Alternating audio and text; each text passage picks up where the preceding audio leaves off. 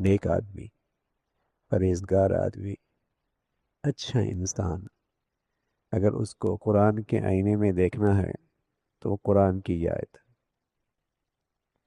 جسے دیکھ کر اور جن صفات اور جن عقائد اور جن اخلاق کے ساتھ ایک شریف آدمی اور ایک نیک آدمی اور ایک پرہیزگار آدمی واقعی نیک بنتا ہے، وہ یہ صفات، یہ وہ عقیدہ ہے اور یہ وہ اخلاق ہیں کہ جس کی زندگی میں یہ ہے تو وہ نیک آدمی۔ وہاں یہ الجھاؤ موجود تھا، بحث موجود تھی کہ قبلہ بیت المقدس، قبلہ بیت اللہ، پہلے بیت المقدس تھا، پھر بیت اللہ، پھر بیت اللہ پہلے تھا، پھر بیت المقدس ہو گیا۔ تو فرمایا کہ اصل انسان کی کرافت اور اصل انسان کا کمال اور اصل انسان کا نیک ہونا وہ تو ان چیزوں سے ہے کہ ایمان، اعمال، اخلاق، یہ چیزیں کے لیے شرافت کا معیار، واقعی یہ شخص پرہیزگار ہے، واقعی یہ شخص نیک ہے، تو اس کا صحیح معیار اور اس کی صحیح تصویر اگر کسی آئینے میں اسے دیکھا جا سکتا ہے تو قرآن کی یہ آیت ہے۔ اس لیے اس کو ایک جامع آیت قرآن کی قرار دیا ہے، جو عقیدے پر بھی مشتمل ہیں، عبادات پر بھی مشتمل ہیں، معاملات اور معاشرت اخلاق پر بھی مشتمل، اور پھر اللہ تعالیٰ کی گواہی ہے اولئک الذین صدقوا، یہ ہے سچے لوگ، اپنے عقائد کے لحاظ سے، اپنے کردار کے لحاظ سے،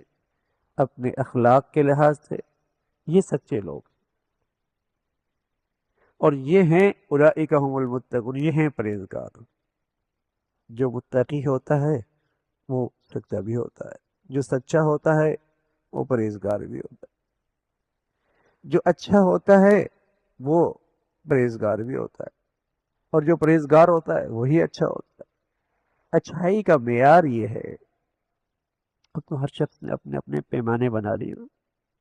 اور دینداری کا بھی اپنا ایک سانچہ ہے، اور اس سانچے کو سامنے رکھ کر کوئی اس میں اترے، ہاں یہ بڑا دیندار ہے، یہ بڑا دیندار ہے، یہ بڑا نیک آدمی۔ تو نیکی کا معیار یہ ہے کہ اس میں حقوق اللہ بھی ہوں، اس میں حقوق العباد بھی ہیں، اس میں ایمان بھی ہے، اس میں عبادات بھی ہیں، اس میں اخلاق بھی ہے، مخلوق سے تعلق۔ تو اللہ تعالیٰ بتا رہے کہ اصل کمال اور اصل نیکی یہ ہے اللہ پر ایمان لے کے آنا، آخرت پر ایمان لے کے آنا،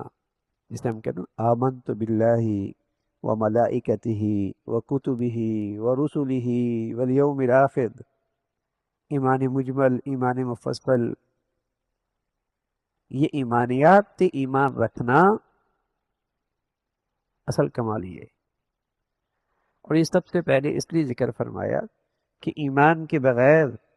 نہ عبادت مقبول ہے، نہ اخلاق مقبول ہے، نہ اس کی دیگر اعمال اور نیکیاں مقبول ہیں، اصل بنیاد ایمان ہے۔ جیسے زیرو، ایک لگائے بغیر زیرو کی کوئی قیمت نہیں ہوتی، ہاں ایک لگانے کے بعد پھر ایک زیرو لگائے تو 10، دو لگائے تو 100، تین لگائے تو 1000،